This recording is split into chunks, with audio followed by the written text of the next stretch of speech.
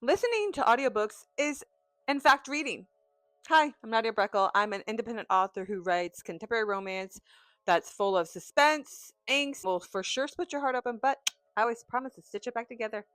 I listened to this video by the lovely lady Kat, who happens to be, I think she's a nurse or a doctor.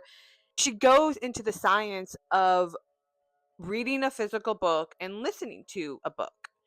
You are welcome to watch the video. I highly recommend you watch the video because it makes so sense, even from a science, even if you don't have a science background. It's very easy to follow because she goes into the different parts of the brain. Long story short, listening to audiobooks is, in fact, reading.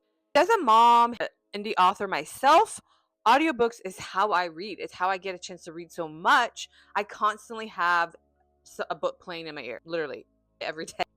For one, it's kind of how I improve my craft by listening to other books in my genre. It's how I do my own research, if you will. But it's also how I get to read.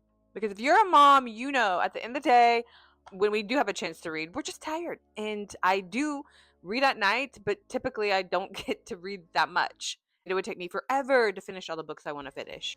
With that said, I would love to have my books in audio, but it's not exactly, it's pretty expensive to do that. And now I will be having 10 books published. They are, though, available on KU in paper. But those of you that do get to sit down and read, I envy you because there's nothing more, just the thought of being in a cozy little spot, have your book and the beautiful covers. Now, I do always purchase the book, the physical paperback, if I love a book that much because I just love books. I love the covers of the books. It's so pretty. Hello. Anyways, at the end of the day, how you like to read. As long as you're enjoying what you're reading, that's all that matters. So, as always, happy reading, y'all.